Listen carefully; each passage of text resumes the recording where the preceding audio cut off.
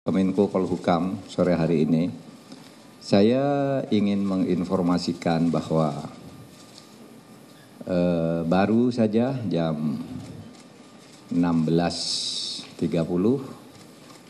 saya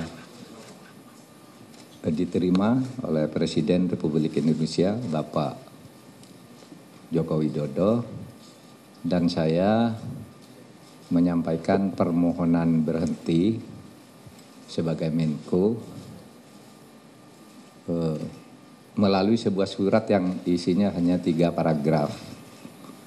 Paragraf pertama, saya mengucapkan terima kasih Bapak Presiden telah mempercayai saya. Sejak 23 Oktober 2019 saya diangkat dengan penuh penghormatan beliau kepada saya dan penghormatan saya kepada beliau saat itu. Saya dilantik, lalu beliau menyerahkan kepres sendiri, sebelumnya memberi arahan secara pribadi, dan selama 4 tahun lebih kami bekerja sama dengan baik. Itu ucapan terima kasih saya. Lalu yang kedua, oleh karena saya sekarang ikut kontestasi politik untuk melanjutkan estafeta kepemimpinan nasional yang harus terus berjalan, maka saya mohon berhenti. Lalu yang ketiga, Bapak Presiden, saya mohon maaf kalau selama membantu Bapak saya ada kekurangan yang mungkin tidak berkenan di hati Bapak Presiden. Jadi itu yang saya sampaikan. Jawaban Presiden, ya beliau juga waktu pertemuan tadi happy, beliau banyak bergurau, saya juga tersenyum, gembira, ya seperti teman lama lah. Beliau gembira, ya Pak Mahfud, saya ini terima surat ini dulu, katanya. Terus selama ini saya juga berterima kasih Pak Mahfud sudah membantu dan saya merasa terbantu itu. Kemudian saya juga minta maaf kalau ada saya keliru-keliru, jadi saling minta maaf, itu budaya adiluhung Indonesia kan begitu, saling minta maaf, saling berterima kasih gitu. Nah, di luar itu saya menyampaikan substansi urusan Kemenko Polhukam yang sekarang sedang berjalan, yang rutin-rutin berjalan, dikendalikan oleh 7 kedeputian yang sekarang masih aktif terus bekerja semuanya di bawah koordinasi teknis Bapak Letjen Teguh Pujo Rumokso. Sesmenko sudah mengendalikan jika saya sedang cuti. Nah, semuanya berjalan baik, tapi ada 3 hal saya beri catatan yang perlu dilanjutkan karena ada impres dari Presiden sendiri, yaitu 1 tentang hutang BLBI. Saya katakan Bapak pernah memberi impres kepada kami untuk mulai menagih hutang tunggaan BLBI. Waktu itu jumlahnya 111 triliun, 110 triliun lebih, 111 triliun lah. Dalam 1,5 tahun kami bekerja, sekarang ini sudah terkumpul tagihan yang sudah ada di tangan kami sebesar 35,7 triliun. Yang kalau dihitung dengan persentase itu 31,8%. Saya katakan Pak Presiden, ini tagihannya masih ada karena ada yang masih mengelak, ingin tidak membayar, ada yang mau menawar, ini jumlah hutangnya tidak sebegitu dan seterusnya.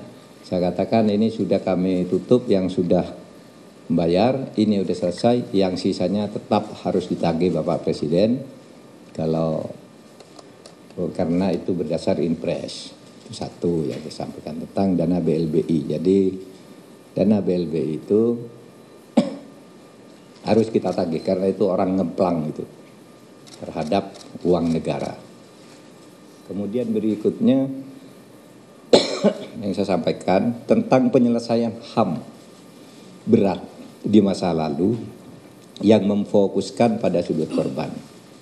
Saya katakan penyelesaian HAM, pelanggaran HAM berat masa lalu ada 12, itu secara hukum sangat sulit, itu biar hukumnya berjalan, nanti dibicarakan oleh pemerintah atau Kemenko Polhukam berikutnya. Tapi yang sudah diselesaikan oleh Kemenko Polhukam atas impres juga, yaitu penyelesaian di luar, penyelesaian non-yudisial, yaitu yang khusus untuk korbannya bukan pelakunya. Saya katakan, Presiden, Perserikatan Bangsa-Bangsa kali ini, saya sudah belasan tahun tidak pernah memuji Indonesia, kali ini berpidato resmi menghargai pemerintah Indonesia yang telah melakukan langkah penyelesaian HAM dari sudut korban.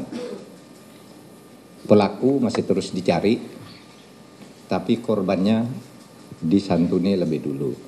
Itu resmi Dewan HAM PBB menyampaikan pidatonya, memberi penghargaan kepada Presiden Jokowi dari Republik Indonesia yang telah melangkah maju dalam penyelesaian HAM.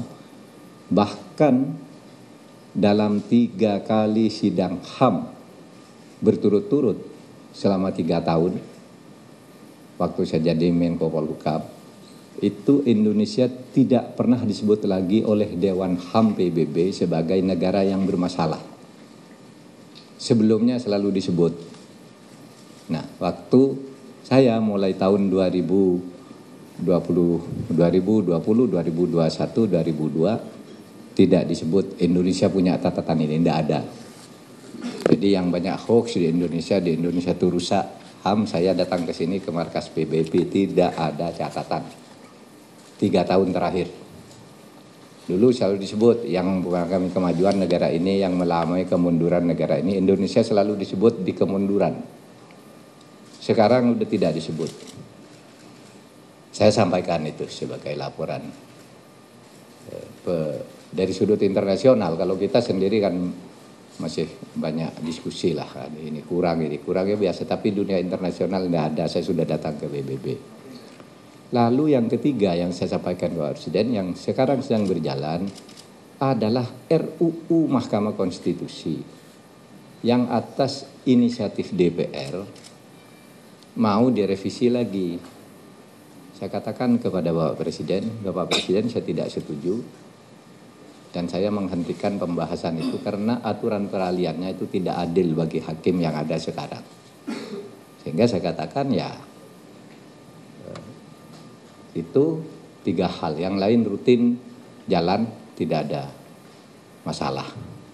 Nah itu saudara, pertemuan saya dengan Presiden tadi, dan saya mengucapkan terima kasih kepada saudara para jurnalis, terutama di Kemenko Polhukam ini yang sangat rajin datang ke sini dan sangat membantu saya. Sangat membantu. Gaya kerja saya itu justru pemukulnya saya selalu menggunakan wartawan. Karena mukul sendiri tidak bisa kalau ada orang nakal itu. Maka kalau ada orang nakal,